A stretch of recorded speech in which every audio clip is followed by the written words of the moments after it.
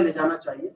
सिर्फ 3-4 डिस्ट्रिक्ट जहाँ हमने काम किया था वहीं तक सीमित रखने का क्या मतलब है। तो हमने फिर ये सारी रिसर्च के निचोड़ पे ये एक सेल्फ हेल्प मैनुअल बोलते बताया, जिसको पढ़ के हेडमास्टर्स और टीचर्स खुद इस कार्यक्रम को आगे बढ़ा सकते। और फिर हमने बिहार सरकार से बातचीत करी, मंत्री जी से मिले, वहाँ के जो उस वक्त शिक्षा मंत्री थे, उनको ये हमने सेल्फ हेल्प मैनुअल बताया, सारे शिक्षा विभाग के अधिकारियों को बताया, तो बड़े प्रसन्न हुए, बड़े उत्साह से उन्होंने इसको स्वीकार किया कि हम इसको आगे बढ़ाएंगे। उन्होंने कहा हम इसको हमारे सॉफ्ट कॉपी दे दीजिए, हम सारे स्कूलों में भेज देंगे। और वाकई में उन्होंने 25,000 स्कूलों में ये सॉफ्ट कॉपी भेजी स्कूल के हेडमास्टर्स को। हार्ड कॉपी हमने सोचा कि हम खुद देंगे, तो जितने ब्लॉक्स थे हमने उनके लिए हार्ड कॉपी छपवाई और जा जाके हर एक जिले में वो हार्ड कॉपी बांट दी। और फिर हमने सोचा कि देखें कि ये कहाँ तक पहुंचा है प्रोग्राम। तो वापस से हमने हेडमास्टर से, स्कूल टीचर से बात करी, एक रैंडम सैंपल लेके, और उसके भी जो फाइंडिंग्स आए काफी अच्छे हैं कि 90% से ज्यादा स्कूल्स में ये पहुंच गया। उन्होंने देखा भी है, इसके ऊपर काम भी किया। तो उससे हमको और भी ज्यादा प्रोत्साहन मिला कि हमें आगे भी करना चाहिए। तो हमने अपनी बिहार में किया, भारतवर्ष तो बहुत बड़ा है और हमारी जो संस्था है वो महाराष्ट्र में है, हम महाराष्ट्र में रहते हैं, महाराष्ट्र में काम भी काफी करते हैं। तो क्यों ना इस मैनुअल को हम महाराष्ट्र के लिए बनाएं और महाराष्ट्र में इसको लागू करें, महाराष्ट्र में इसको डिसेमिनेट करें। तो फिर हमने खुद ने इसका ट्रांसलेशन, अनुवाद किया मराठी भाषा में, क्योंकि महाराष्ट्र में कुछ करना हो तो हालांकि हिंदी अंग्रेजी भी काफी समझते हैं, पर मराठी भाषा में होना जरूरी है, खासकर रूरल एरिया, ग्रामीण एरिया की। तो इसलिए वो हमने बनाया है मैनुअल। तो उस मैनुअल का आज रिलीज करने के लिए हमने ये बुलाई है। तो इसके लिए ये है। और मेरे बाद प्रोफेसर डोरियन सोरेनसन है, ये कुछ अपने विचार रखेंगी, इनका क्या इम्प्रेशन है और इसका ग्लोबल इम्पोर्टेंस क्या है। डॉक्टर क्यू नेगलर भी बोलेंगी कि इसको हम और आगे कैसे बढ़ाने का प्रयत्न कर रहे हैं इस कार्यक्रम को। डॉक्टर पेडनेकर विस्तार रूप से बताएंगे डॉक्टर इस प्रोग्राम के बारे में। डॉक्टर मीरा आगे हमारी बहुत पुरानी, 50 साल से ज्यादा हो गए हमारे साथ काम कर रही है तंबाकू विषय के ऊपर। बहुत दुनिया की बहुत प्रसिद्ध बिहेवियरल साइंटिस्ट है, ढेर सारे अवार्ड मिल चुके हैं। मैं ज्यादा नहीं बोलूंगा उनके बारे में, प्रियंका शायद कुछ बोलेगी। तो इस तरह से कार्यक्रम को आगे बढ़ाते हैं। प्रियंका, आपको वापस। Thank you so much, Dr. Gupta, for giving us the overview of this study. So आगे बढ़ते हैं। प्लीज सबसे पहले मैं आपसे रिक्वेस्ट करना चाहूंगी कि अपने मोबाइल कृपया साइलेंट में डाल दीजिए, सो डिस्टर्बेंस नहीं होगा अगर किसी ने नहीं किया है तो। आगे बढ़ते हैं। Now moving ahead, I am privileged to have with us today Dr. Gloria Sorensen. She is a distinguished research professor and co-director of the Howard THN Center for Work, Health and Wellbeing. Formerly a professor of social and behavioral sciences at the Howard THN School of Public Health, Dr. Sorensen's career is characterized by pioneering research in randomized worksite-based studies focusing on theory-driven interventions that have reshaped our understanding of workplace health. Her impactful work extends globally, particularly in India, addressing the urgent need for evidence-based interventions in tobacco control. We are privileged to have Dr. Sorensen share her insights and experiences on the stage today. So I can be invited to manage the experience. Welcome, everyone. Thank you. Thank you for being here. Thank you so much for coming. I have been working with Dr. Gupta and the HEALIS team for 20 years. And it began with some very early conversations with teachers in Bihar. We went into the community 20 years ago. Bihar was a little different than it is now. We began by talking with teachers about their experiences around tobacco control, what they thought about tobacco, and in order to begin to sort of have an impact on this large global public health problem around tobacco use.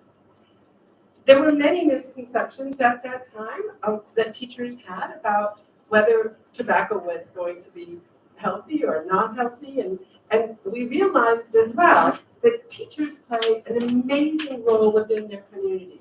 They're leaders in their communities, not only for the community as a whole, but within their parent-teacher groups, they have major conversations, but also with the children, obviously. The most important is their relationship with their children, so in their classrooms. So we decided to test this program to see if we could encourage teachers to stop using tobacco and also to put tobacco policies into place within schools, as Dr. Gupta has explained. We tested it in a scientific manner and realized that it was very successful in helping teachers quit.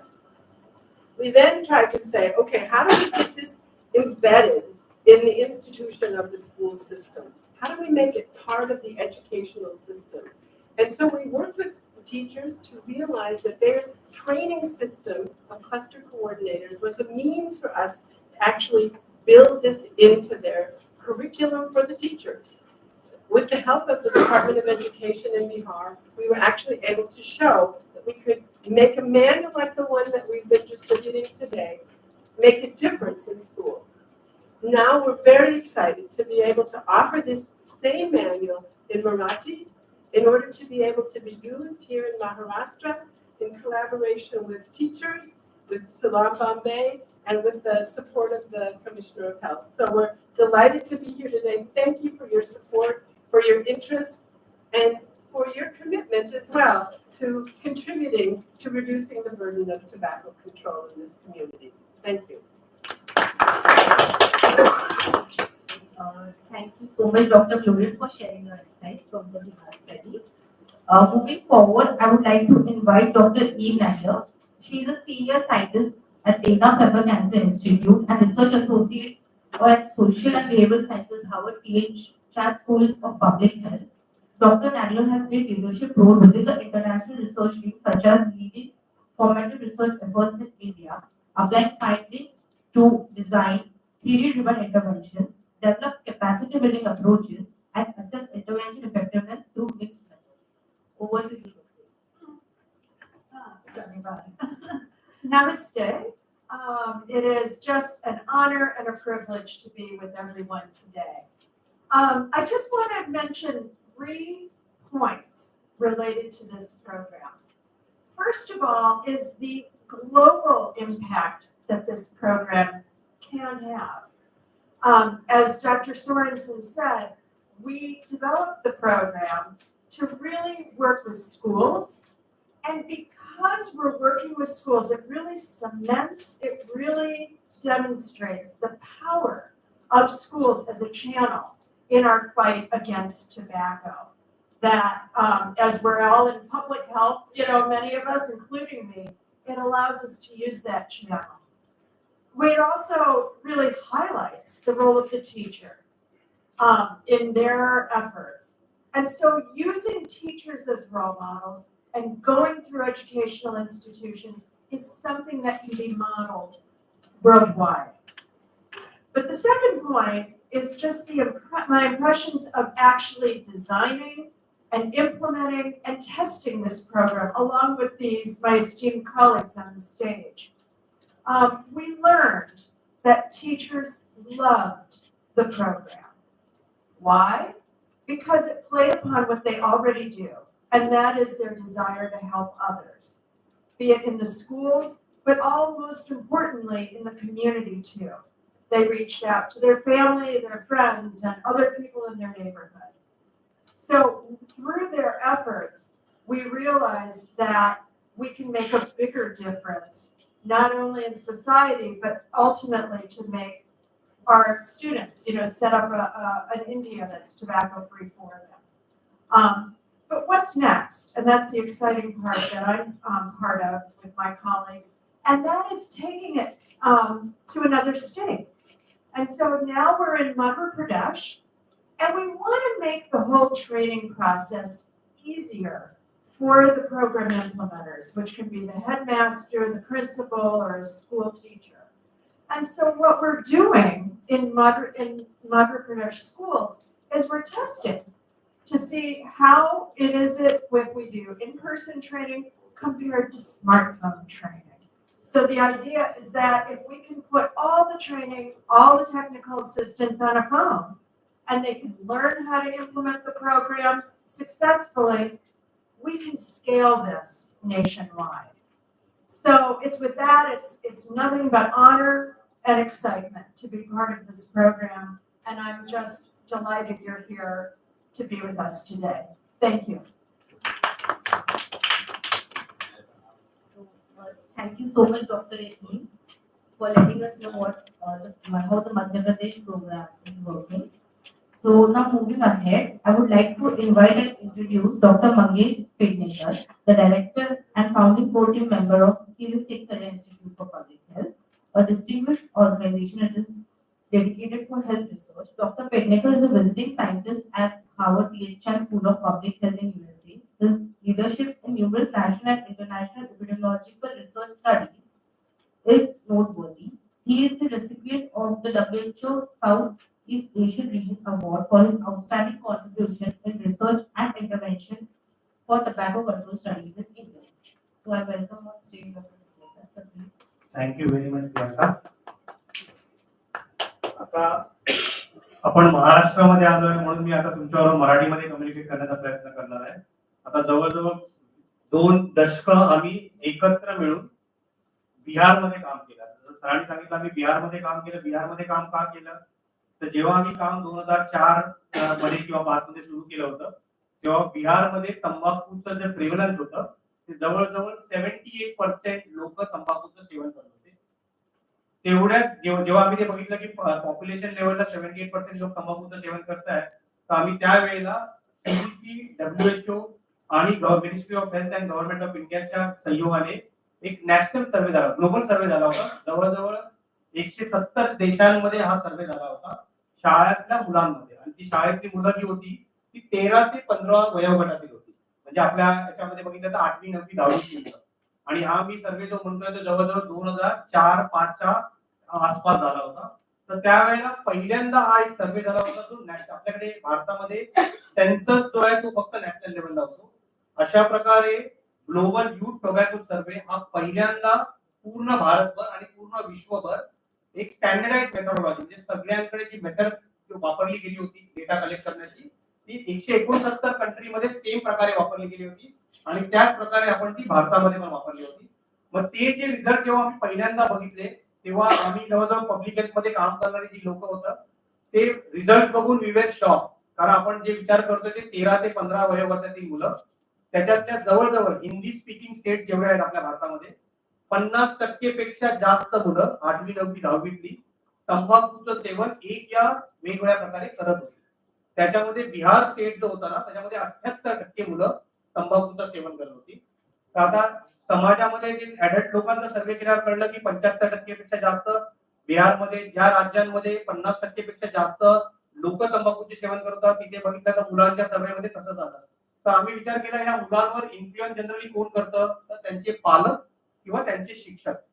म्हणून आम्ही काय केलं की ज्या शाळांमध्ये आम्ही हा सर्वे केला होता त्या शाळांमध्ये आम्ही शिक्षकांमध्ये पण सर्वे केला आणि ही आम्ही पूर्ण भारतभर केला. त्याच्यामध्ये आपण महाराष्ट्रामध्ये पण हा सर्वे केला होता.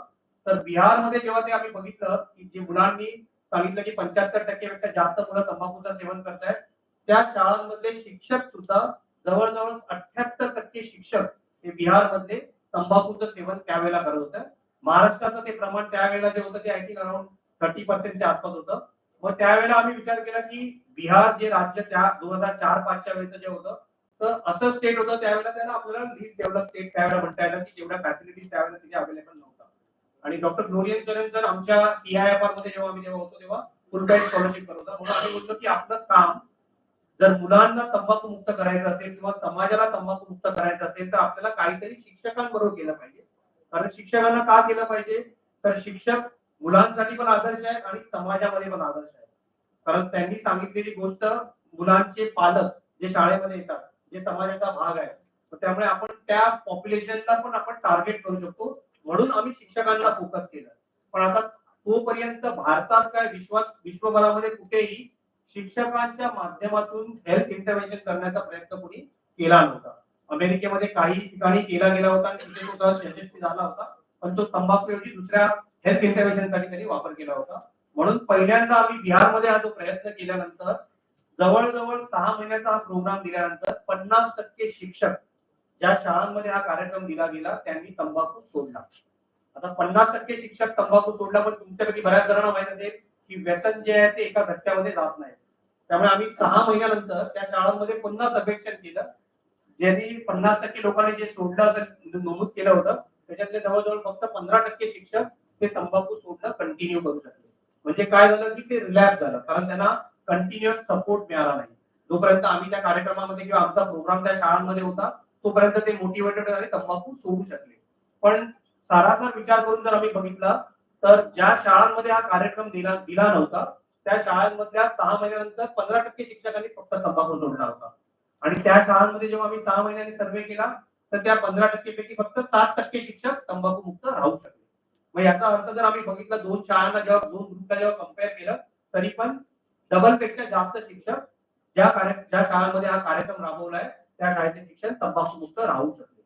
मग या बेसवर आम्ही हे प्रोग्राम जो आहे तो आणखी पुढे नेण्याचा प्रयत्न केला आणि तो आम्ही आता जसं डॉक्टर इव नेगलर यांनी सांगितलं आम्ही मध्य प्रदेशमध्ये जेव्हा करतोय तो आम्ही मोबाईल ऍपच्या माध्यमातून करतोय आणि आता आम्ही महाराष्ट्रामध्ये त्यानंतर आता इथे आज आम्ही जे मॅन्युअल लॉन्च करणार आहोत तर तिथे सलाम बॉम्बे फाउंडेशन यांच्या ऑर्गनायझेशन जी आहे ती शाळांमध्ये खूप चांगलं काम करते. त्यांच्या सहयोगाने आम्ही हा कार्यक्रम तिथे पुढे घेऊन जाण्याचा प्रयत्न करतोय. पण आता हा प्रॉब्लेम एवढा मोठा का आहे तर त्याच्यामध्ये काही फॅक्ट तुम्हाला मी सांगू इच्छितो. तुम्हाला तुमच्या किटमध्ये हे एक डॉक्युमेंट दिलंय सर्वांना.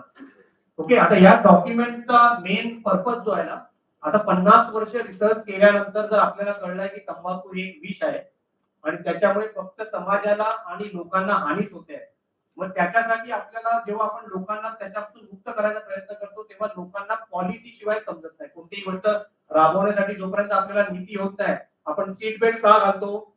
कारण आपल्याला सांगितलं जातं की सीट बेल्ट नाही घातलं तर 200 रुपयाचा किंवा 500 रुपयाचा फाईन लागणार आहे.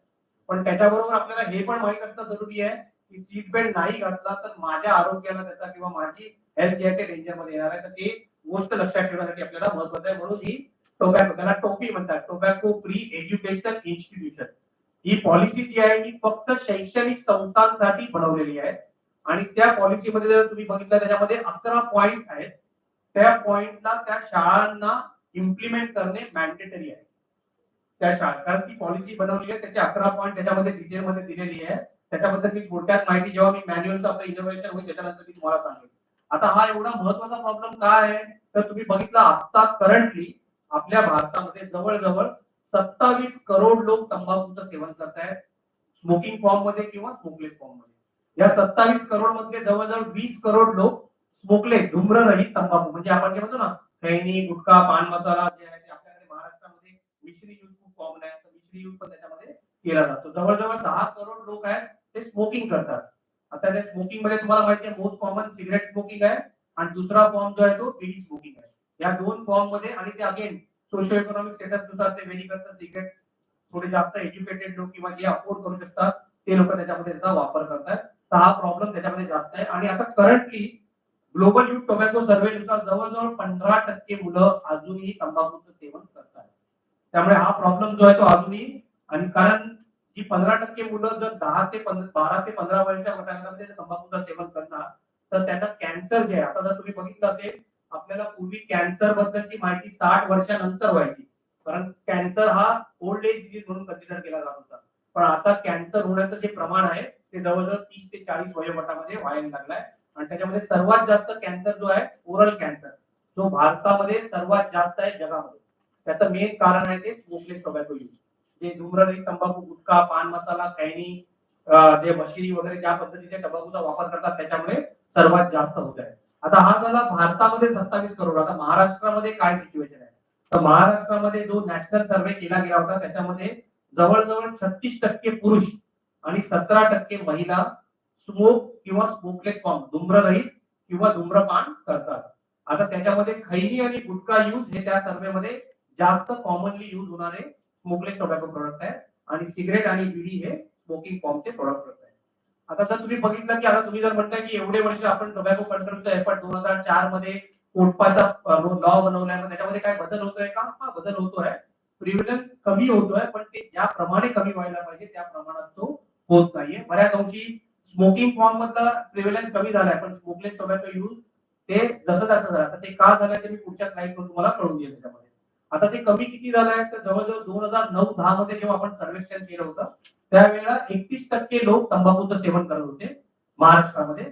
आता 2016 आणि 17च्या सर्वेक्षण मध्ये ते कमी होऊन 27% झालंय. आता जवळजवळ 7 ते 8 वर्षामध्ये 31 वरून 27 पर्यंत. पण ती प्रगती पण चांगली आहे. जो पण बदल होतोय कमी होण्याचा तो समाजासाठी चांगला आहे. पण याच्यामध्ये सर्वात महत्त्वाचं आम्ही शाळांना टार्गेट का करतोय, या 10 वर्षामध्ये 15 वर्षामध्ये जे प्रिव्हिलन्स ऍडोलसंट मध्ये 15 ते 17 वयोगटातील जी मुलं होती ते 2009-10 मध्ये 3% होतं, जे आता वाढून 6% झालंय. म्हणजे ते डबल झालंय. म्हणजे आपली जे युवा पिढी जी आहे या तंबाखूच्या विळख्यामध्ये अडकत चाललेली आहे. त्यामुळे आपल्याला हे महत्त्वाचं आहे की आपण शाळांवर फोकस करणे जास्त महत्त्वाचं आहे. आता त्याच्यामध्ये तुम्ही जर बघितलं असेल, आधी तुम्ही पब्लिक स्मोकिंग बद्दल तुम्ही असेल तर की लोक कुठेही स्मोकिंग करायला परमिशन होती. पण आता जर तुम्ही बघितलं एअरपोर्टला वगैरे पण असेल तर स्मोकिंग झोन केलेले आहे किंवा पब्लिक प्लेस मध्ये पण कोणाला कुठेही स्मोकिंग करायला परमिशन नाहीये. बाय लॉ आपण जर नॉन स्मोकर असेल तर त्याला तो ऑब्जेक्ट करू शकतो. तरीही अजून 5 पैकी 1 व्यक्ती वेबसाईट मध्ये म्हणजे ज्या जिथे जिथे काम करतात त्याच्यामध्ये त्यांना सेकंड हँड स्मोक दुसऱ्याच्या स्मोकिंग पासूनचा एक्सपोजर मिळत आहे. तसंच 5 पैकी 1 व्यक्ती पब्लिक प्लेसेस मध्ये अजूनही त्यांना सेकंड हँड स्मोकचा एक्सपोजर मिळत आहे. म्हणून अजूनही आपल्याला हे झिरो करण्यासाठी जर टार्गेट करायचं असेल तर आपण एफर्ट करणं खूप जरुरी आहे. आता आपण तंबाखू सोडण्यासाठी मदत करण्याचे वेगवेगळे प्रोग्राम का बनवतोय, तर आम्ही या सर्वेक्षणात आम्हाला असं आढळून आलंय की जवळजवळ जे लोक सिगरेट स्मोक करतात त्याच्यातले जवळजवळ 60% लोकांना त्यांची सिगरेट सोडायची आहे. जवळजवळ 36% बिडी स्मोकर जे आहेत त्यांना त्यांची बिडी सोडायची आहे. जवळजवळ 40% जे स्मोकलेस टोबॅको युजर्स आहेत त्यांना त्यांचं स्मोकलेस टोबॅको यूज सोडायचं आहे. पण जसं हे ऍडिक्शन स्वतःहून सोडणं तेवढं सोपं नाहीये. त्याच्यासाठी मदत करण्याची गरज आहे, त्यांना हेल्प करण्याची गरज आहे. त्यासाठी आपल्याला अशा प्रकारचे सक्सेसफुल प्रोग्राम लोकांसमोर ठेवणं खूप जरुरी आहे. आता जसं मी तुम्हाला इन्कम पार्ट सांगत होतो, तर आता त्या सर्वेक्षणामध्ये जे डेटा आलाय त्याच्यानुसार जवळजवळ average monthly expenditure on cigarette सर्वसाधारण माणूस साधारणतः 1028 रुपये महिन्याला सिगरेटवर खर्च करतो. आणि ती तशाच प्रकारे जे बिडी स्मोकर आहे जवळजवळ 250 रुपये महिन्याला जो बिडी स्मोकर आहे तो त्याच्या बिडी स्मोकिंगवर खर्च करतो. जसं आता तुम्ही बघितलं बिडी स्मोकिंग जे आहे ते लो सोशिओ इकॉनॉमिक जे गरीब लोक आहेत त्याच्यामध्ये जास्त प्रमाण आहे. आता त्यांचा इन्कम समजा 1000 रुपये असेल तर त्याच्यातले जवळजवळ 25% त्याचं उत्पन्न जे आहे तो या बिडी स्मोकिंगच्या त्यांच्या सवयीवर घालवतो आणि त्याच्यामुळे त्यांना फक्त आजार होतात आणि ते असे आजार असतात जे तो अफोर्ड करू शकत नाही बनवण्यासाठी. So they are always left to die without getting any treatment. त्यामुळे ह्या सर्व गोष्टींचा जर विचार केला तर आपल्याला तंबाखू बद्दल जागृती बरीच झालेली आहे. जे तंबाखूचे सेवन करतायत ते सोडण्यासाठी पण तयार आहेत. मग त्या सोडण्यासाठी जे लोक तयार आहेत त्यांना मदत करण्यासाठी आपण काय करू शकतो, तर तंबाखू मुक्त शिक्षक, तंबाखू मुक्त समाज अशा प्रकारचे कार्यक्रम राबवून त्यांना आपण मदत करू शकतो. तर त्याच्यासाठी आज आम्ही तुम्हाला सर्वांना आणि याच्यामध्ये जसं आम्ही ओव्हर द इयर कळलं की रिसर्च करणं जेवढं महत्वाचं आहे तेवढं मीडिया आणि इतर माध्यमांच्या मदतीने त्याच्याबद्दल जागरूकता निर्माण करणे, त्याच्याबद्दल त्यांना योग्य माहिती योग्य प्रकारे प्रोव्हाइड करणे हे पण तेवढंच महत्वाचं आहे. म्हणून आम्ही आजचा कार्यक्रम आयोजित केला आहे. तो आता thank you very much. Over to you Priyanka. Thank you so much, sir, for elaborating on the contextual relevance of the self-guided manual with the state of Maharashtra. So now the highly anticipated moment, I kindly invite all the dignitaries to kindly stand up and we'll just release our manual.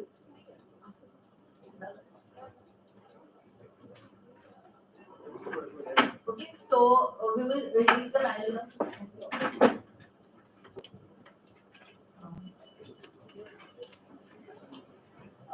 Deepak sir,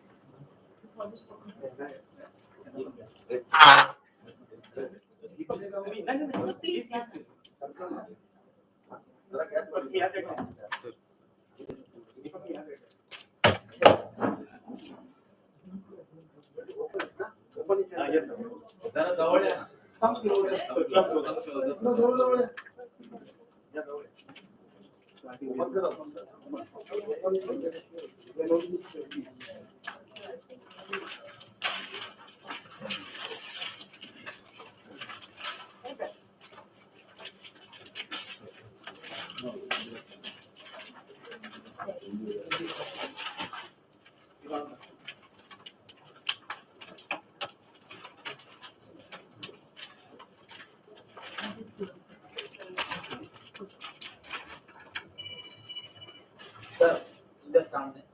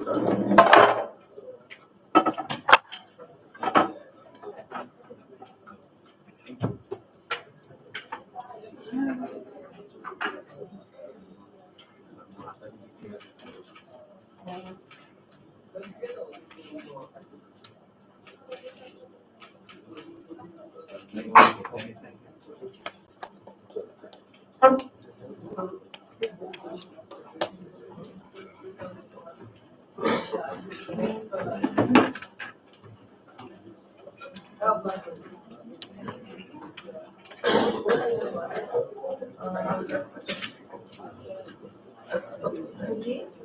So again, I would like to welcome Dr. Pendricker to give us a closer look at the contents of the manual.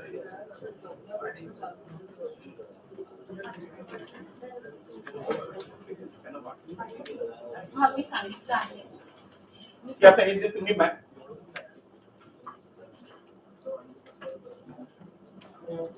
Hello, आता हे जे manual आपण आज जे release केलं आहे ना, त्याच्यामध्ये जर बघितलं तर तुम्ही हे मॅन्युअल जे आहे ते जवळजवळ 20 वर्षाच्या रिसर्चच्या बेसवर आपण ते रिलीज केलेलं आहे. आणि त्याच्यामध्ये आपण मेन कंटेंट जो पार्ट असतो त्याच्यामध्ये ते कशा पद्धतीने वापरायचं आहे आणि त्या कशा पद्धतीने तो आपण शाळेमध्ये त्यांना इम्प्लिमेंट करू शकतो याबद्दलची माहिती दिलेली आहे. त्याच्यामध्ये मोठे मोठे 4 महत्त्वाचे घटक आहेत. एक घटक आहे की प्रत्येक महिन्याला आपण वेगवेगळा प्रोग्राम कशा पद्धतीने करायचा त्याच्याबद्दलची माहिती आहे. त्याच्यानंतर आपण तंबाखूच्या ज्या पॉलिसीज आहेत त्याच्याबद्दलची माहिती आपण तिथे दिलेली आहे. आणि एक आपण आणखी पोस्टर्स आणि वॉल पेंटिंग याच्याबद्दलची माहिती आपण त्याला दिलेली आहे. त्याची कॉपीज अवेलेबल आहे आणि याच्यामध्ये आपण एक बारकोड क्रिएट केलेला आहे तुमच्या ह्याच्यामध्ये. त्या बारकोड करून तुम्ही तो डाउनलोड पण करू शकता.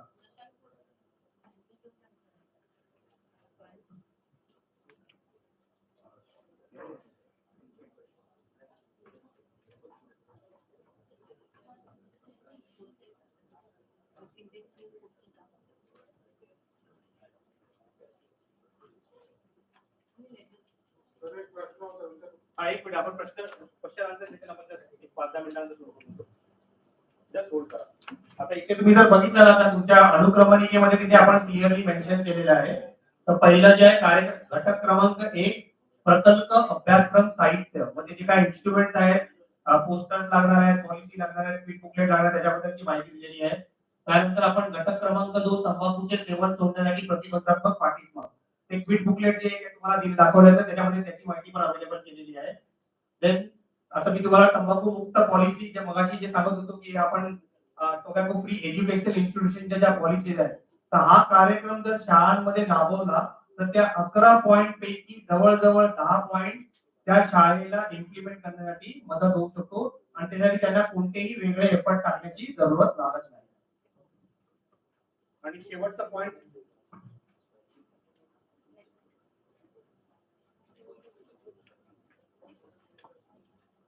त्याच्यामध्ये जर तुम्ही बघितलं शेवटचा पॉइंट जो आहे तो मोस्टली पोस्टर्स आणि वॉल पेंटिंग. तुम्ही आता येताना जे स्टँडीज बघितले असतील तर ते जे 6 पोस्टर्स आहेत प्रत्येक महिन्याचा एक वेगवेगळा विषय असतो. त्या विषयाच्या बेसवर आपण एक एक पोस्टर त्याच्यामध्ये बनवलेला आहे. पहिला पोस्टर आहे teacher as a role model. व शिक्षकांचा या कार्यक्रमामध्ये कशा प्रकारे सहभाग आणि त्यांचा जो रोल आहे जसं डॉक्टर गुप्ताने सुरुवातीला सांगितलं होतं त्याच्याबद्दल. देन टोबॅको बॉडी पोस्टर तर त्याच्या माध्यमातून आपण लोकांना दाखवतोय की तंबाखूचा शरीराच्या प्रत्येक भागावर कशा प्रमाणे दुष्परिणाम होतोय. त्याच्यानंतर आपण त्यांना तंबाखू सोडण्यासाठी फॅमिली मोटिवेशन आपण कसं देऊ शकतो, त्याच्यानंतर तंबाखू सोडण्यासाठी लागणारा जो गायडन्स आहे ते तिथे प्रोव्हाइड करण्यात आलेला आहे. नंतर तंबाखूला नकार कसा द्यायचा, कारण आपल्याला बरेच वेळेला आपले मित्र ज्यांच्यावर आपण तंबाखू सुरू करतो, आपण सोडायला प्रयत्न करत असताना पण ती लोक येऊन आपल्याला सांगतात की अरे काय नाही, एक पुडी ओढलं तर काय होणार, एक सिगरेट ओढलं तर काय होणार, पण त्यांना नकार कसा द्यायचा याच्याबद्दलची माहिती दिलेली आहे. त्याच्यानंतर आपण आणखी एक थीम त्याच्यामध्ये दिली आहे की विड्रॉवल सिम्पटम येतात, सोडल्यानंतर ज्या डिफिकल्टीज येतात त्या डिफिकल्टीज ऍड्रेस करण्यासाठी आपण कशा पद्धतीने हे करू शकतो, आणि शेवटला जर आपण सक्सेसफुली तंबाखू सोडलाय त्याचं सेलिब्रेशन आपण कशा पद्धतीने करू शकतो. तर आता मी डॉक्टर सो आगे बढ़ने से पहले सर्वात आधी तर मी मॅन्युअल संदर्भात आभार व्यक्त करू इच्छिते. सर्वात आधी आपले माननीय मंत्री दीपक केसरकर साहेब, शालेय शिक्षण आणि मराठी भाषा विभाग, त्यांनी आपल्याला आपल्या मॅन्युअलच्या प्रदर्शनासाठी शुभ संदेश दिलेला आहे. तो मॅन्युअल मध्ये तुम्हाला दिसेल. त्याचबरोबर माननीय आमदार साहेब कपिल हरिश्चंद्र पाटील, सदस्य महाराष्ट्र विधान परिषद, यांनी सुद्धा आपल्या मॅन्युअलच्या प्रकाशनासाठी आपल्याला शुभ संदेश दिलेला आहे. आणि त्याचबरोबर आपल्याला माननीय धीरज कुमार IAS आयुक्त आरोग्य सेवा तथा अभियान संचालक राष्ट्रीय सेवा महाराष्ट्र यांनी सुद्धा आपल्याला या मॅन्युअल साठी शुभ संदेश प्रदान केलेला आहे. आणि आम्ही हा लेटर अजून मॅन्युअल मध्ये नाही इन्क्लूड केला आहे, कारण यांनी आम्हाला कालच हे लेटर प्रोव्हाइड केलेलं आहे. ओके, सो पुढे आपण बघूया. So it is my absolute honor to welcome a distinguished individual to our stage today, Dr. Meera Ali ma'am. She is the first woman from Asia to receive the prestigious WHO Gold Medal. Her exceptional work as a researcher, community health educator, and advocate against tobacco-related diseases has earned her numerous accolades, including the 2009 International Network of Women Against Tobacco Tribute for Outstanding Service to Women and a User Terry Award in 2012.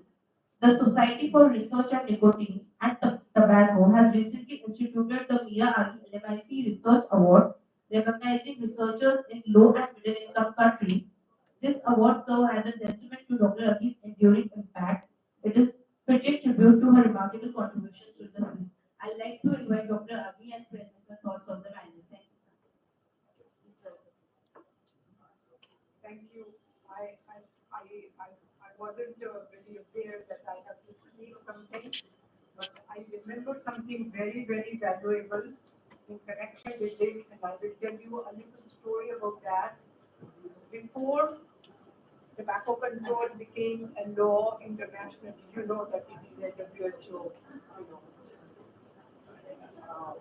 requirement for countries which ratify, they have to obey certain rules in order to address the tobacco control law.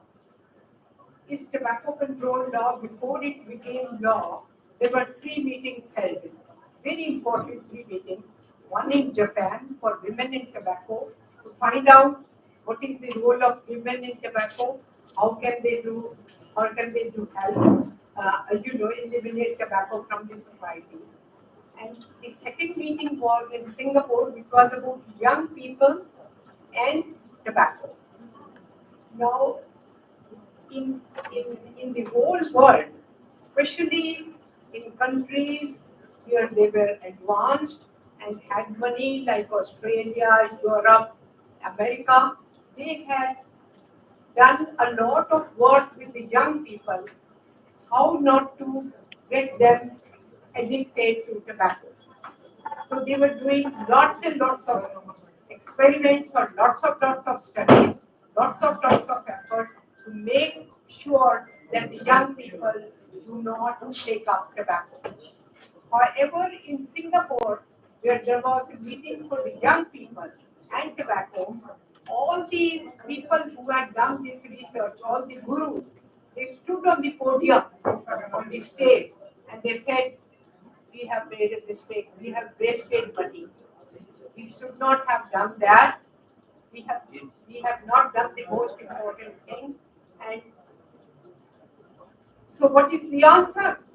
If you do not work with the young people to make them non-addicted and to give up tobacco, what do? How do you make them not take up the tobacco habit. And I got some courage. Of course, I was very inexperienced at that time. I was very new to the discipline.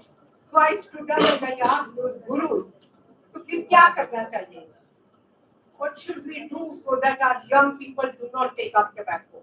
And you know what they said was so significant, and it is equally applicable to teachers as to rest of the world.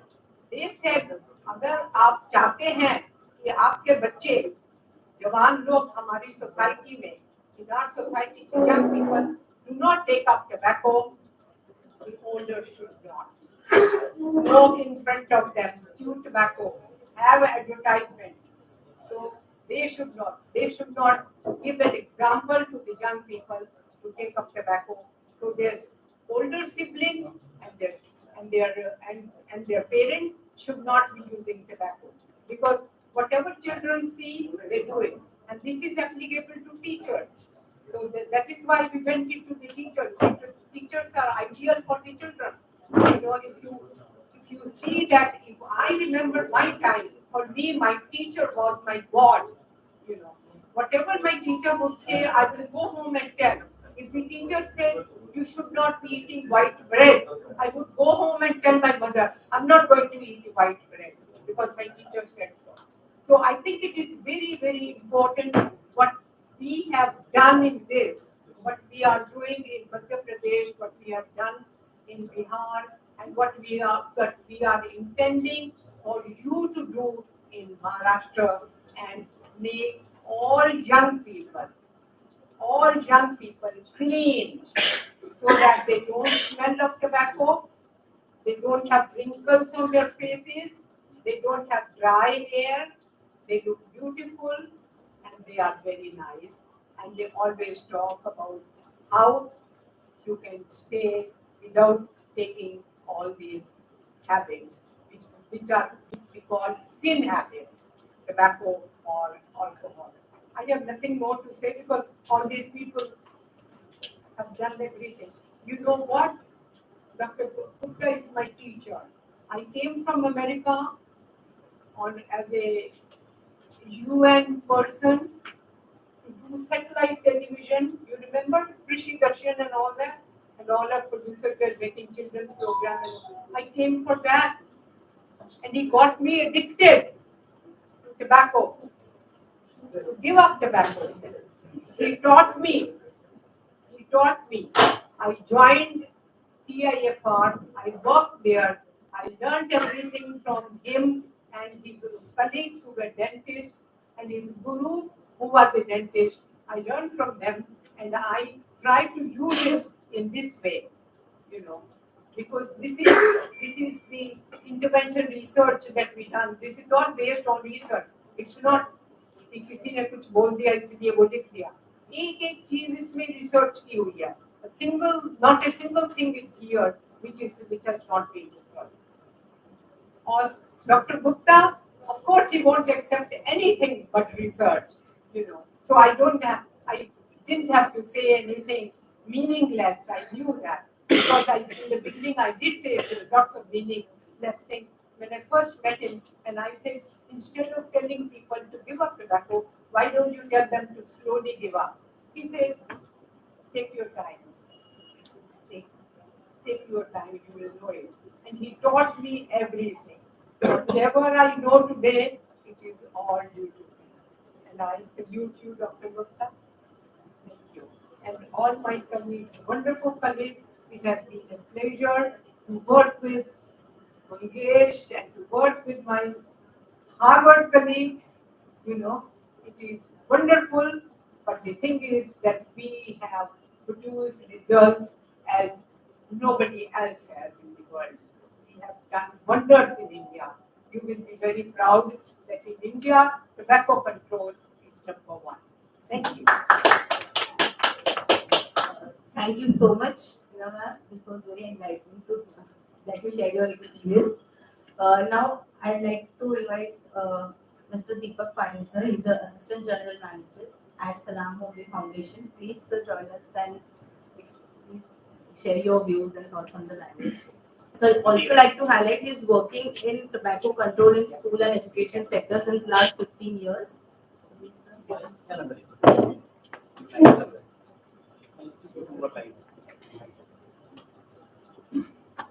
Please alarm box ready. नमस्ते. सर्वप्रथम या ठिकाणी डायसवरील सर्व जे expert मंडळी आहे आपण यांचा सर्वांचा परिचय झालेलाच आहे. खरं म्हणजे पहिल्यांदा सुरुवातीलाच मी या कार्याबद्दल आदरणीय गुप्ताजी आहेत, पेडणेकर सर आहेत, वीराजी मॅडम आणि त्यांचे सर्व सहकारी यांना खरंच या कार्यक्रमाविषयी आपण सर्वांचं कौतुक करायला हवं आणि खूप खूप शुभेच्छा आहेत. कारण खूप चांगल्या प्रकारे हे पुस्तकाचा आज म्हणजे खूप महत्वाचा दिवस आहे. कारण सरांनी अगोदर सांगितलेलं आहे की 20 वर्षांनी या कार्यक्रमाचं जे फलित आहे ते आपल्यासमोर आलेलं आहे आणि सर्वांच्या या ठिकाणी म्हणजे सांगताना अनुभवकथनामध्ये महत्वाचं आलेलं आहे की या कार्यक्रमाची किती गरज आहे, प्रामुख्याने संपूर्ण देशामध्ये आणि महाराष्ट्रामध्ये. कारण या महाराष्ट्रामध्ये सध्या प्रौढांचं विशेषतः तंबाखूजन्य पदार्थ सेवन करण्याचं जे प्रमाण आहे ते जवळपास 27% आहे आणि युवकांचं जे तंबाखू सेवन करण्याचं जे प्रमाण आहे ते जवळपास 6% आणि मोठं अलार्मिंग आहे आपल्या सर्वांसाठी. आणि यासाठी खरं म्हणजे तंबाखू मुक्त शिक्षक, तंबाखू मुक्त समाज या कार्यक्रमाची खूप चांगल्या प्रकारे या ठिकाणी रचना करण्यात आलेली आहे. विशेषतः खरं म्हणजे आपण असं म्हणूया की समाज तंबाखू मुक्त घडवायचा असेल तर शाळा ही गेटवे आहे. तर शाळेमध्ये आपण सर्वांना प्रशिक्षित केलं, मार्गदर्शन केलं, शिक्षक जर मोटिवेट झाले तर नक्कीच त्यांची प्रेरणा घेऊन मुलं देखील या ठिकाणी तंबाखू मुक्त राहतील. आणि आदरणीय वीराजी मॅडमने खूप चांगल्या प्रकारे पूर्ण शाळेचं या ठिकाणी वर्णन केलेलं आहे की आपल्याला शाळा म्हणजे शाळेचं सौंदर्य वाढवायचं असेल तरी शाळा तंबाखू मुक्त असणं गरजेचं आहे.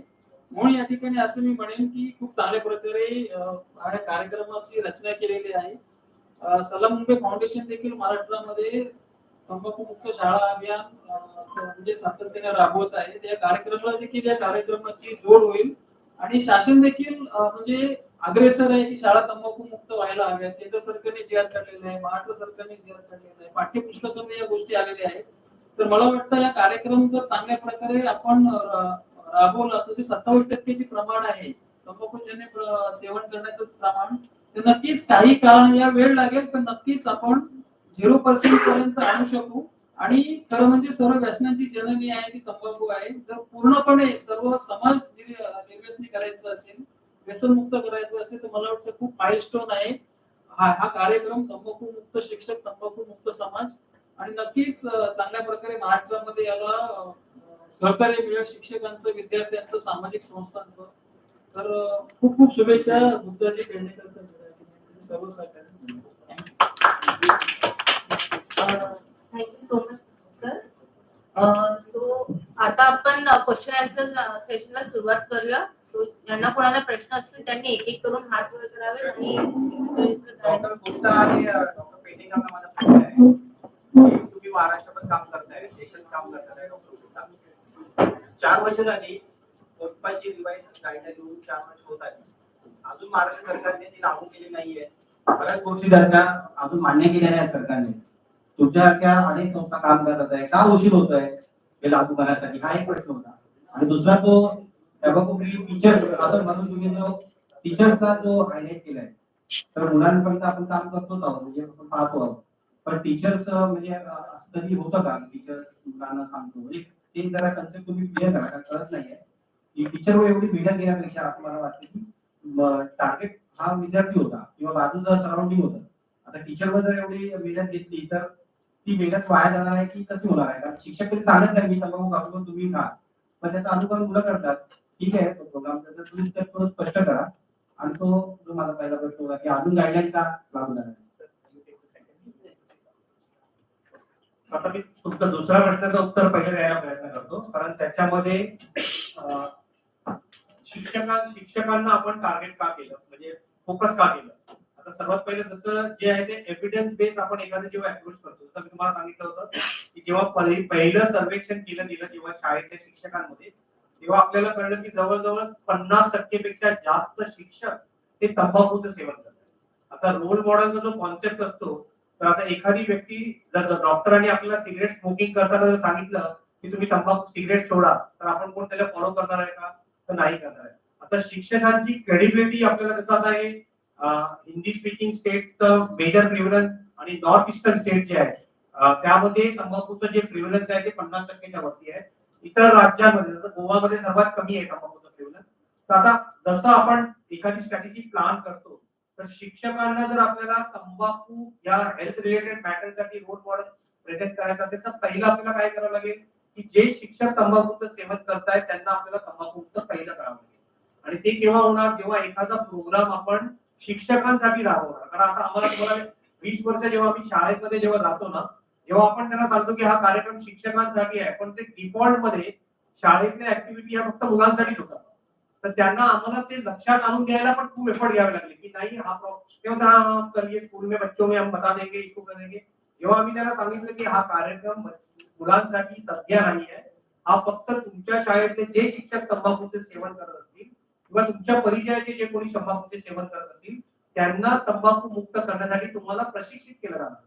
आता ते प्रशिक्षित कशा पद्धतीने केलं जात आहे की जर मी तंबाखूचा युजर आहे ह्या कार्यक्रमामध्ये मी जर सहभागी झालो आहे तर त्याचे जवळजवळ 50% लोकांनी तंबाखू सोडला आहे. आता ज्या लोकांनी तंबाखू जे सोडला आहे ते सर्वात बेस्ट रोल मॉडेल होऊ शकतात कारण ते त्या प्रोसेस मधून गेलेले आहेत. मग जर मी एखादी सिगरेट सोडताना आता काही लोक सांगतात की तंबाखू कमी केल्यानंतर मला तंबाखू सोडेल का. काही लोक म्हणतात की मी एका सडनली तंबाखू सोडल्यानंतर. काही लोक सांगतात की मी तंबाखूच्या जागी काहीतरी अल्टरनेटिव्ह आहे. आता काही लोकांचं कारण असतं की एखाद्या व्यक्तीची त्यांच्या फॅमिलीमध्ये तंबाखू स्मोकिंग करण्यामुळे डेथ झालेली असते. आता एखादी जेव्हा क्लोज रिलेटिव्हची आपल्याला डेथ होते तो सर्वात मोठा प्रभावी मोटिवेशन फॅक्टर असतो त्याच्यामध्ये. आता आम्ही जेवढ्या शिक्षकांमध्ये हा प्रोग्राम राबवला त्याच्यातल्या बऱ्याच लोकांनी सांगितले की ते शिक्षक जे होते एक शिक्षक होते ते स्मोकिंग करायचे आणि स्मोकिंगमुळे ते हॉस्पिटलाइज झाले. तेव्हा त्यांच्या मुलीने त्यांना प्रश्न विचारला की पापा वापस घर आओगे या नाही.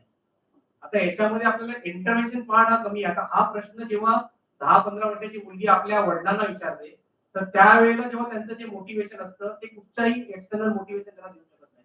तर त्या सरांनी जेव्हा आम्हाला सांगितलं की ऐसा सवाल जब मेरे बेटी ने मुझे पूछा कि आप इतने बीमार है स्मोकिंग के कारण और आप वापस घर आओगे या नहीं त्याच्यानंतर ते बोलले मला दुसरं कुठचं मोटिवेशन लागली नाही की मी माझ्या मुलीसाठी एक रोल मॉडेलचं एक्झाम्पल सेट करण्यासाठी मी तंबाखू सोडला. आता ते जेव्हा सोडणार मी म्हणतो आणि ते सोडायला सुरू करतो केल्यानंतर जे चॅलेंजेस असतात ते फेस करण्यासाठी फक्त मोटिवेशन काम नाही करत.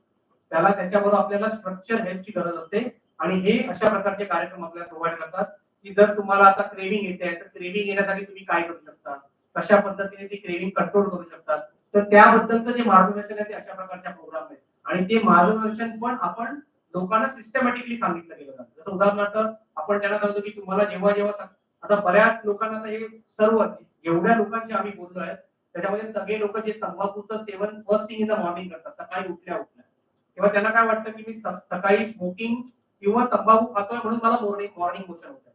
त्यावेळेला ते जेव्हा सोडण्याचा विचार करतात तेव्हा बोलतात नाही मग तेव्हापासून मला आता मोशनला प्रॉब्लेम व्हायला लागले लक्ष लागत नाही चित्त विचलित होतं चिडचिडेपण. आता हे सगळे विड्रॉवल सिम्पटम्स आहेत. आता हे त्यांना सायंटिफिकली माहित नाही की याला विड्रॉवल सिम्पटम म्हणतात. मग त्याला कोप करण्यासाठी आपल्याला काहीतरी दुसऱ्या चांगल्या हॅबिट्स मध्ये इन्व्हॉल्व झालं पाहिजे. मग त्याला सांगितलं जातं की तुम्ही मग गरम पाणी पिया चालायला जा आपल्या मित्रांबरोबर चर्चा करा किंवा दुसरी काहीतरी ऍक्टिव्हिटी करा लवंग खा म्हणजे तेवढ्या 30 सेकंदापर्यंत तुमची क्रेविंग असते ती डायव्हर्ट होऊन जाते.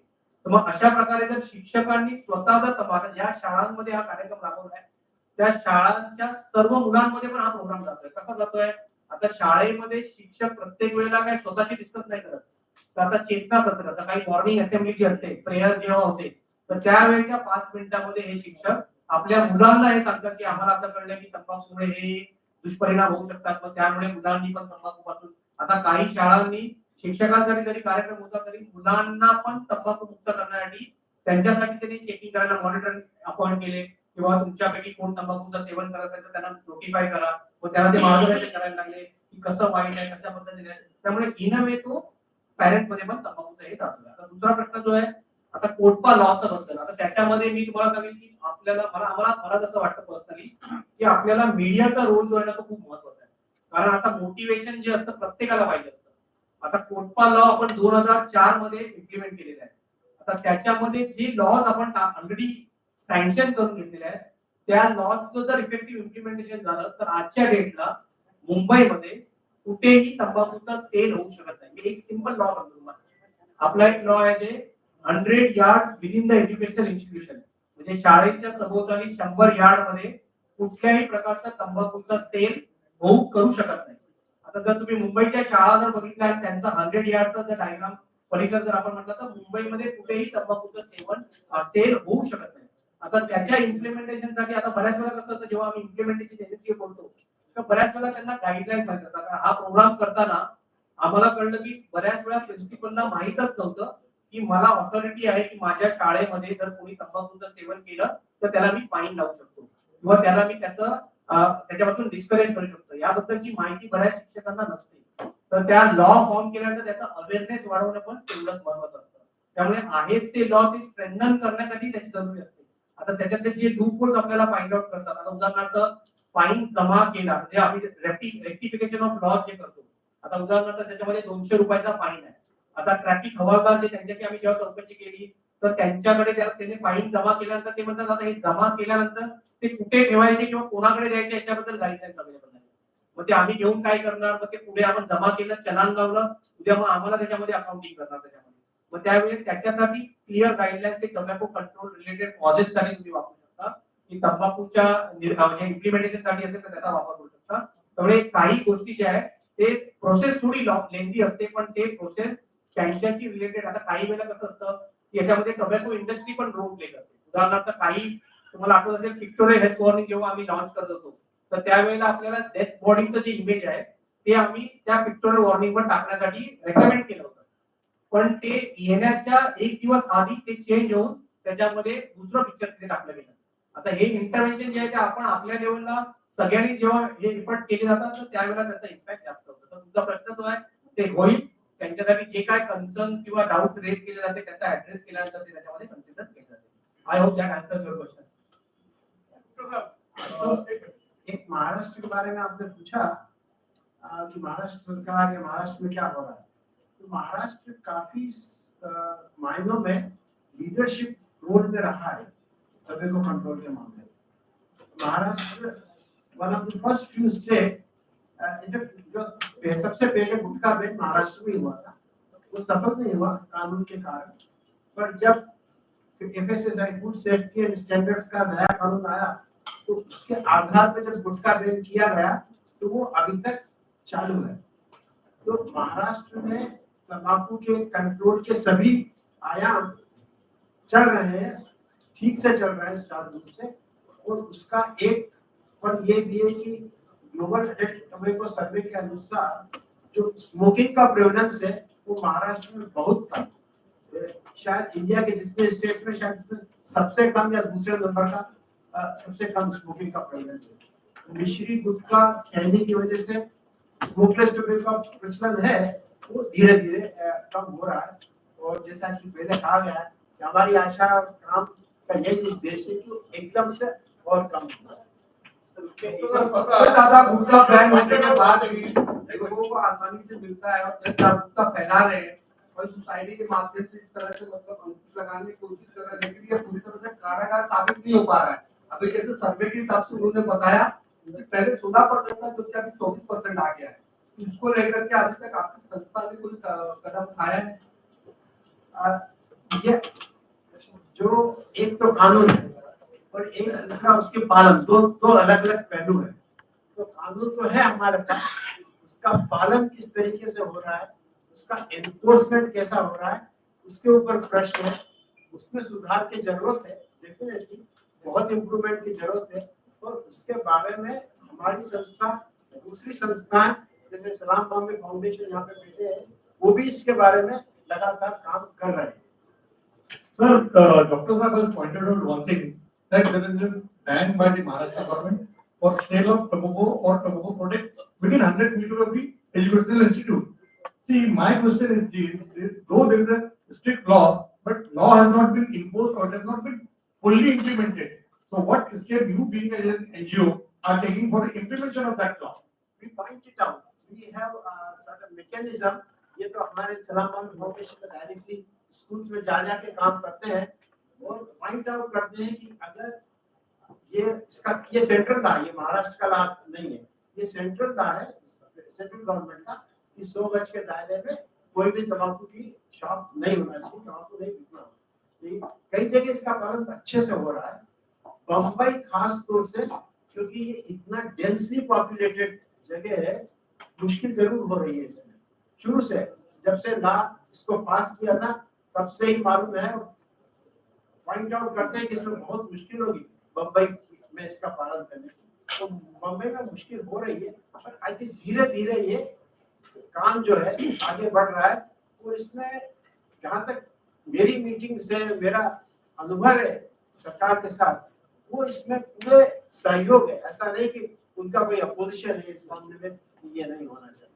और मतलब हाँ सर, एक सर आपने जो अभी सवाल पूछा है, तो क्वाटफा इम्प्लीमेंटेशन करने के लिए जैसे डिस्ट्रिक्ट लेवल पे डिस्ट्रिक्ट मैजिस्ट्रेट है, उनकी तरफ से एक अभी डिस्ट्रिक्ट लेवल की कमेटी तय की गई है, तो अभी तक ये था, लेकिन महाराष्ट्र में उसके आगे जाके अभी ब्लॉक लेवल पे भी जो तहसीलदार है, बीडीओ है, ठीक है, उनका भी एक मॉनिटरिंग मैकेनिज्म डेवलप किया, कमेटी स्थापित की गई है और उसका भी एक जीआर निकला है। तो अभी काफी ये अभी मॉनिटरिंग थोड़ा स्कूल लेवल पे अगर कोई 100 यार्ड के दायरे में अगर कोई तंबाकूजन्य पदार्थ अगर बेचा जाता है तो तुरंत उसको एक्शन होगी।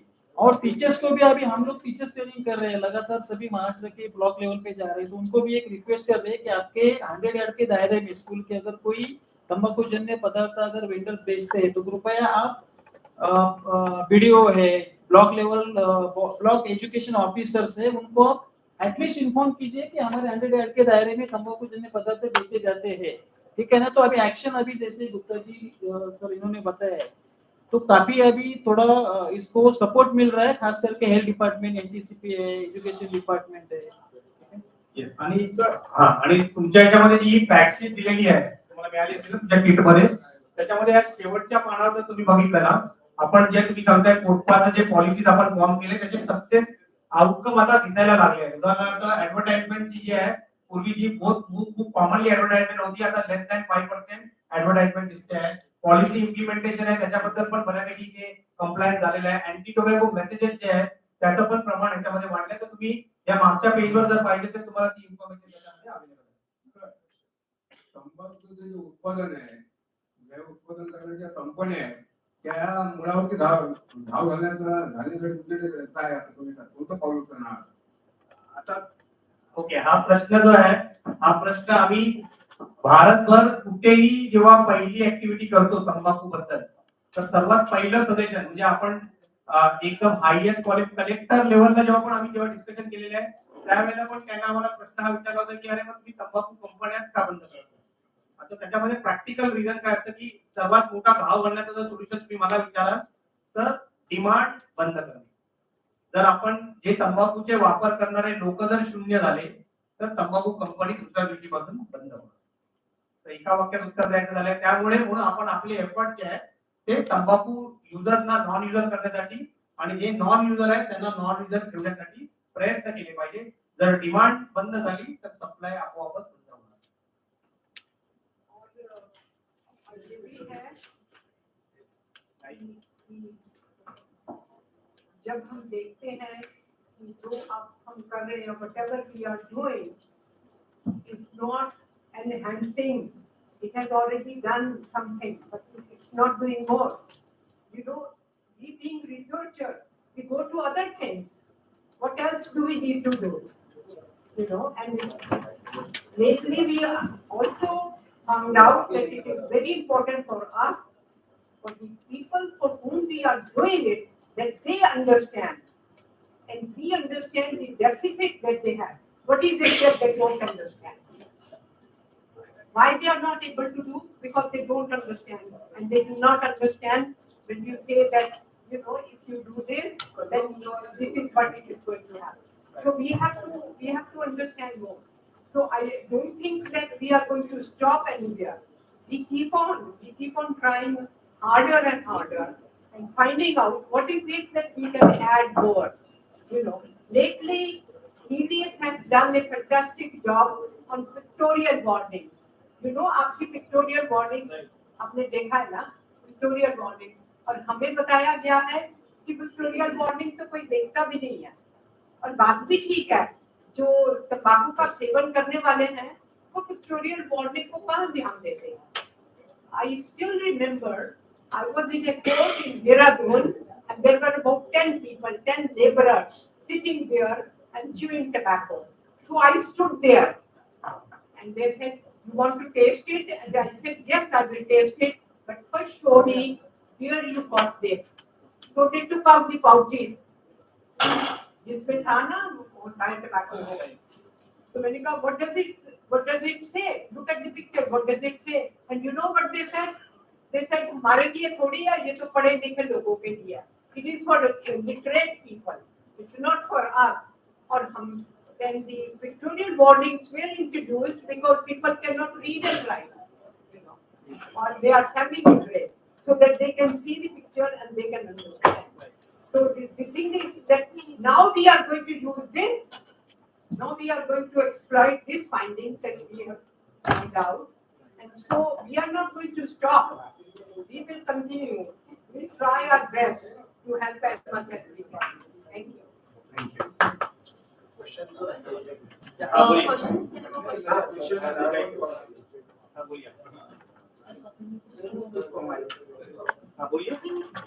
Sir, actually, people are eating tobacco or chewing cigarettes. There is a reason behind that. All people are under pressure. Many people drink because the reason is that nobody is absolutely happy. Everybody is having some pressure, and because to release the pressure, people are smoking. And second point I would like to bring to your notice: our government is not doing anything for your information. Previously, the meeting happened few months before. I already asked them that why the government can't ban this tobacco at all. They think government has increased the rate of the tobacco, so the people should not eat tobacco because government seek for that benefits. Until government take any action, nothing will happen. So what do you want to say on that? But you know, you cannot go on banning everything. You just say that, you know, you ban this, you ban that. The thing is that the person who is using, we are working on that person. We are working on the community, how they influence them. You know, we cannot go on just these things, banning things. Yeah. It's not a. I it's think not we can continue the discussion. Yeah, you are saying right, cannot ban, but this thing should be banned. But this This is the one of the worst thing which ऐसा है, हम bank किस लिए चाहते हैं? हम जो है ना, हम सब जन स्वास्थ्य के लिए काम कर रहे हैं, पब्लिक हेल्थ के लिए. हमारा जो उद्देश्य है, दुश्मनी नहीं है तंबाकू से, हम क्योंकि वो बीमारी करती है, स्वास्थ्य खराब करती है, इसलिए हम चाहते हैं कि नहीं उपयोग करें. अगर बैन कर देंगे ना, तो उसका उपयोग कम नहीं होगा, क्योंकि तंबाकू में जो निकोटीन होता है, that is known to be one of the most addictive substance in the world. तो एडिक्शन खत्म नहीं होगा बैन करने से. फर्क ये होगा कि वो इलीगल तरीके से तंबाकू खाएंगे. तो जब तक उसकी डिमांड कम नहीं होगी, उपयोग एकदम से कम नहीं होगा बैन करने से. तो इसलिए जो है हम बैन करने का बात अभी नहीं करते जब तक कि उसकी जो प्रेवलेंस है इसका उपयोग कम नहीं हो जाए. तो हमारा जितना अभी वो है अटेम्प्ट है, रिसर्च है, वो उसको कम से कम करने के लिए है. और जो आपने कारण बताया, हमारे पास बहुत बड़ी लिस्ट है कारण. प्रेशर तो एक कारण, और ये सब कारणों को भ्रांतियां, ये सब भ्रांतियों के अंदर आता है जो कि पैदा की गई होती है, और उससे जो तंबाकू उपयोग करने वाला है वो आगे करता है. government is increase the rate also of the tobacco. वो एक And this profit. We can continue. I will continue later. I think some.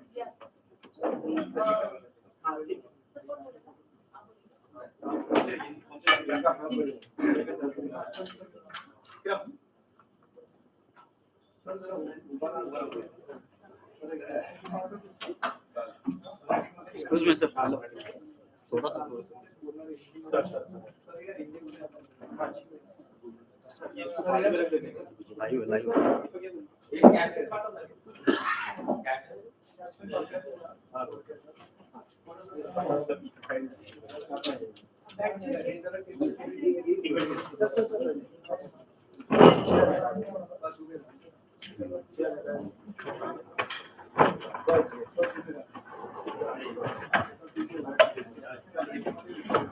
मैं हिंदी में मराठी में आप हिंदी में बोलिए थोड़ा सा सर समोर जरा मेरा नाम डॉक्टर प्रकाश चंद्र गुप्ता है। मैं Hindi Seksaria institute for public health जो नवी मुंबई में है उसका डायरेक्टर हूँ। उसकी तरफ से ये आज का कार्यक्रम आयोजित किया गया था और हमारा उद्देश्य एक जो हमने बुकलेट बनाई है सेल्फ हेल्प मैनुअल है स्वयं मदद की पुस्तिका जिससे कि द्वारा कोई भी हेडमास्टर या टीचर अपने स्कूल में तंबाकू विरोधी कार्यक्रम लागू कर सकता है। सबको हेल्प कर सकते हैं तंबाकू छुड़ाने के लिए स्कूल के अंदर स्कूल के बाहर समाज में भी। इसलिए इस कार्यक्रम का जो नाम दिया है वो है तंबाकू मुक्त शिक्षक तंबाकू मुक्त समाज।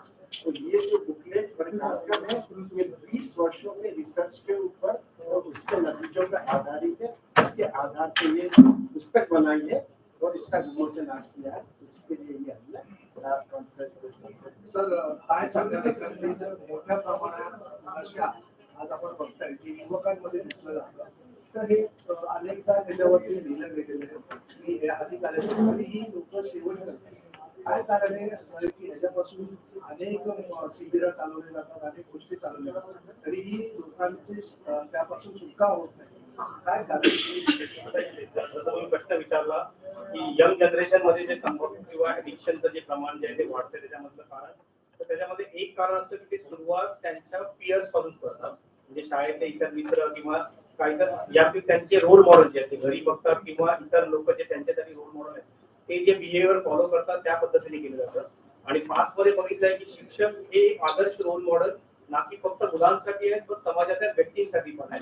त्यामुळे हा कार्यक्रम आम्ही शिक्षकांच्या माध्यमातून शाळेमध्ये राबवण्याचं मेन कारण हे आहे की त्यामुळे तो कार्यक्रम फक्त शिक्षकांसाठी सीमित न राहता तो मुलांसाठी आणि समाजासाठी। आता समाज म्हणजे मुलांचे जे पालक शाळेमध्ये येतात तर त्यांना सुद्धा ती माहिती आणि त्यांच्या माध्यमातून ती शाळेतल्या इतर समाजामध्ये पण होऊ शकतो आणि त्याचा तंबाखू कंट्रोल मध्ये आपल्याला मोठ्या प्रमाणात हातभार लागू शकतो।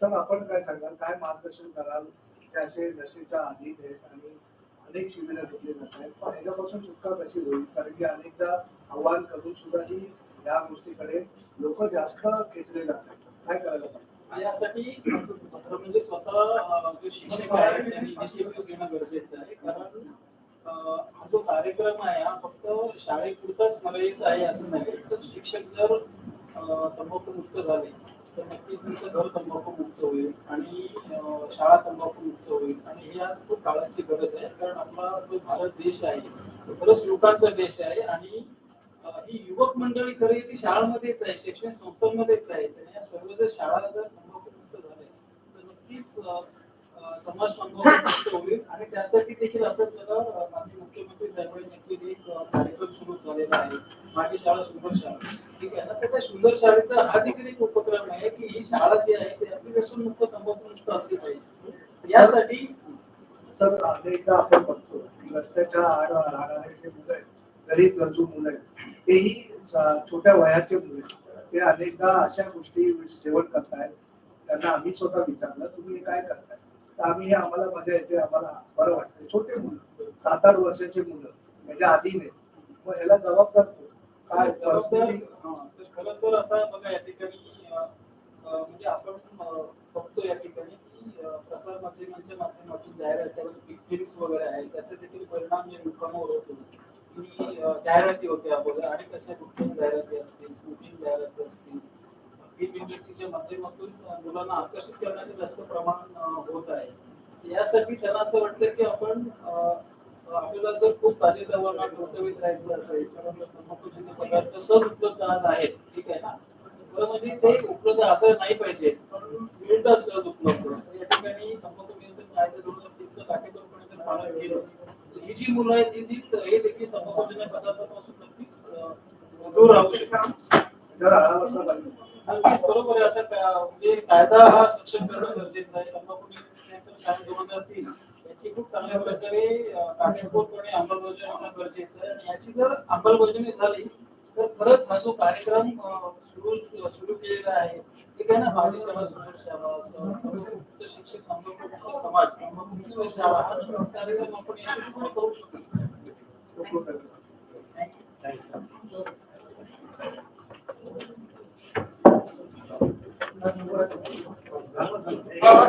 Hello, excuse me.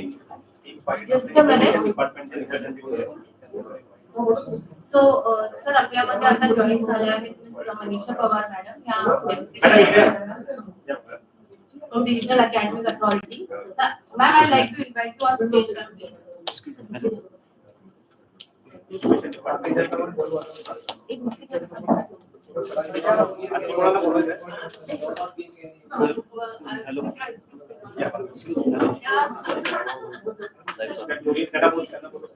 एज्युकेशन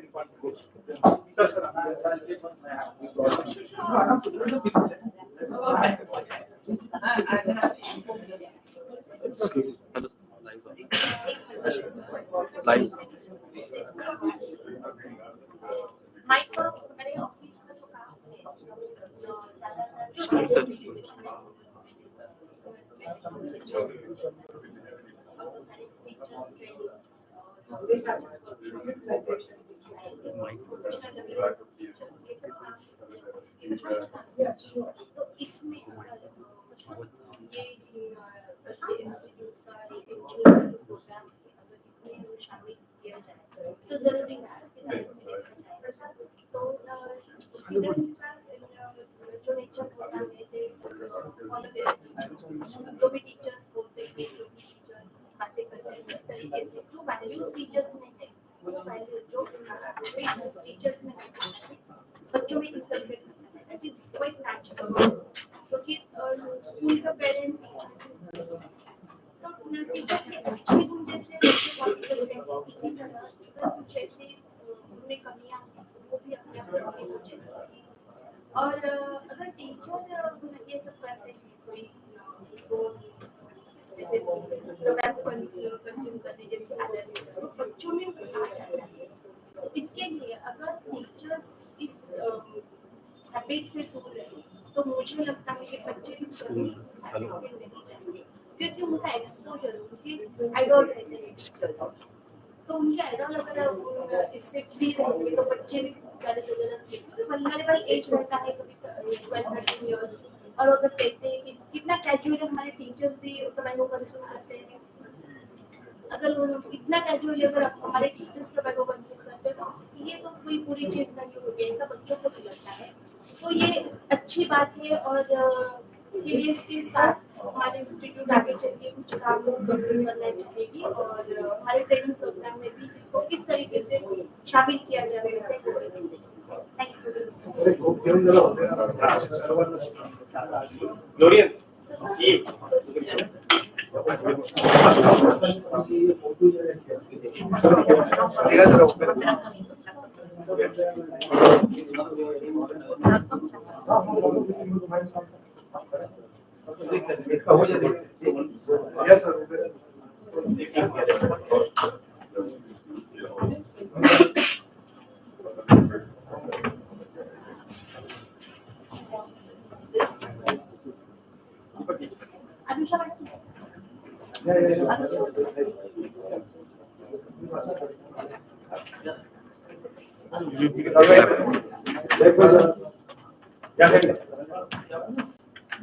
इसका निकाल तुम्हारा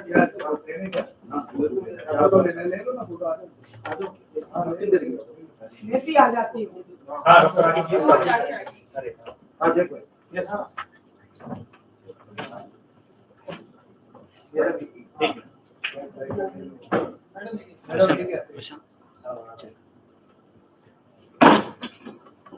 सर इकडे बघा समोर इकडे बघा इकडे बघा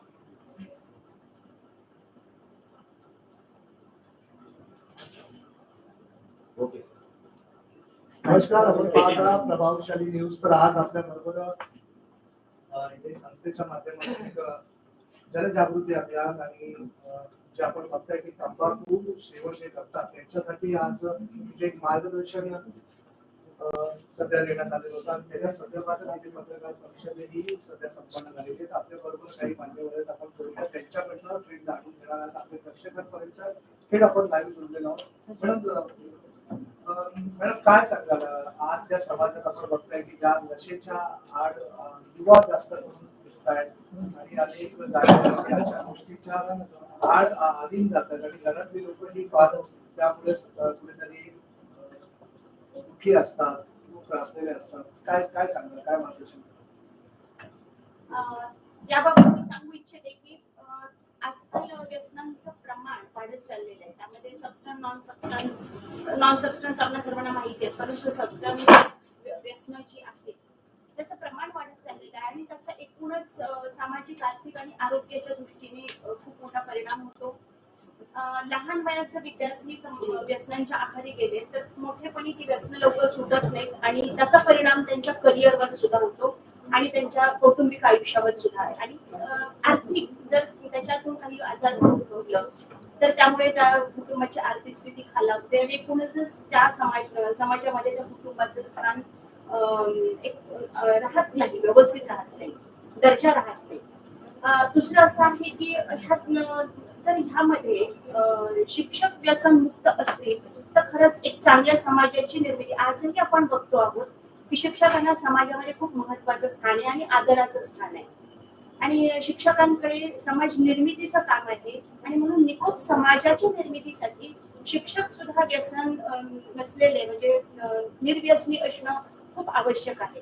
आणि अशा निर्व्यसनी समाजाच्या निर्मितीसाठी निर्व्यसनी शिक्षक आणि निर्व्यसनी शिक्षकांच्या हातून निर्व्यसनी विद्यार्थी नक्कीच घडतील आणि शिक्षकांच्या माध्यमातून विद्यार्थी सुद्धा निर्व्यसनी राहतील आणि आयुष्य चांगल्या पद्धतीने जगू शकतील. आणि गरज आहे समाजाची असं मला वाटतं. काही अजून मान्यवर आपल्या बरोबर जुड़लेले तर क्या कहना चाहिए आप, क्या समाज को एक मैसेज देंगे, क्या मैं यही समाज को मैसेज दूंगी कि जो लोग हैं वो सारे अपनी अपनी जिम्मेवारी समझें, क्योंकि उनको पता है कि बच्चे जो कुछ देखते हैं वो ही करते हैं. तो जिम्मेवारी समझना बहुत जरूरी है, क्योंकि बच्चों को बताने की बजाय जितना बताएंगे उसका इतना असर नहीं होगा जितना कि वो जो देखते हैं वो करना चाहेंगे. तो इसलिए बताने के लिए इतना नहीं करना चाहिए जितना कि आप उनके लिए एग्जाम्पल बन सकते हैं. तो इसीलिए टीचर जो है वो जैसे बच्चे टीचर को देखते हैं वैसे ही वो करना चाहते हैं. अगर वो देखते हैं कि कोई टीचर तंबाकू का सेवन करती है तो वो उत्साहित होते हैं, उनको लगता है कि ये गलत नहीं होगा इसीलिए हमारे टीचर कर रही है. तो इसलिए एग्जाम्पल सेट करना बहुत जरूरी है. सर काय काय सांगाल, काय मार्गदर्शन कराल शेवटचं लोकांना आणि कशा प्रकारे ह्या सगळ्या गोष्टीवर आळा बसला पाहिजे आणि कुठेतरी युवा वाचला पाहिजे आणि अनेक जे असे कुटुंब आज उद्ध्वस्त होतात या गोष्टीसाठी कशा प्रकारे काळजी घेणं आणि समाजात कुठली गोष्ट अवेअरनेस करणं गरजेचं आहे? सर्वात प्रथम तर मी हे सांगू इच्छितो की आमचं जो पुस्तिका प्रोग्रामची पुस्तिका जी रिलीज केली आहे, तंबाखू मुक्त शिक्षक तंबाखू मुक्त समाज, याच्यामध्ये याचा अर्थ असा नाही की हा कार्यक्रम फक्त तंबाखू खाणाऱ्या शिक्षकांसाठी. हा कार्यक्रम जो आहे तो तंबाखू न खाणाऱ्या लोकांसाठी जास्त आहे, कारण ते ह्या भागात समाजामध्ये खूप महत्वपूर्ण रोल प्ले करतात. या कार्यक्रमाच्या माध्यमातून जे तंबाखूचे सेवन नाही करत आहेत त्यांनी या कार्यक्रमाचं जर ट्रेनिंग घेतलं तर जे तंबाखूचे सेवन करतायत आणि त्यांना तंबाखू सोडण्यासाठी जी डिफिकल्टी देतात त्या हँडल करण्यासाठी आपण त्यांना सक्षम करू आणि त्यांना तंबाखू सोडताना जो काय डिफिकल्टी देते त्याच्यामध्ये आपण त्यांना सहयोग करण्यासाठी महत्वपूर्ण होऊ शकतो. म्हणून हा कार्यक्रम जो आहे हा तंबाखू समाज मुक्त करण्यासाठी आहे, ना की फक्त तंबाखू यूज करणाऱ्या लोकांसाठी. This has been an excellent program and we're delighted to have been here today in support of the dissemination of this manual in the library. तर आपण बघितलं की ते ज्या प्रकारे एक समाजामध्ये ज्या गोष्टी होत आहेत त्याच्यापासून कुठेतरी युवाही वाचला पाहिजे आणि लोक कुठेतरी ज्या गोष्टीच्या आड जात आहेत त्यापासून लोकांना जनजागृती करण्यासाठी चांगल्या प्रकारे प्रयत्न इथे सध्या होताना आपल्याला दिसतोय. तर नक्कीच आपल्याला काय वाटतंय, थेट आपण लाईव्ह पाहताय, कमेंट करणं विसरू नका. ही बातमी आवडली असेल तर जास्तीत जास्त शेअर करा आणि पाहत राहा प्रभावशाली news.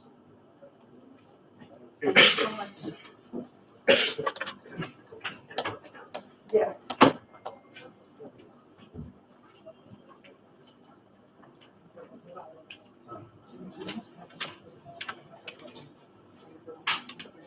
Thank you very much. आपके It's सर्वे getting निकालते हैं। सही समय पे आके really sorry, आपको कुछ नहीं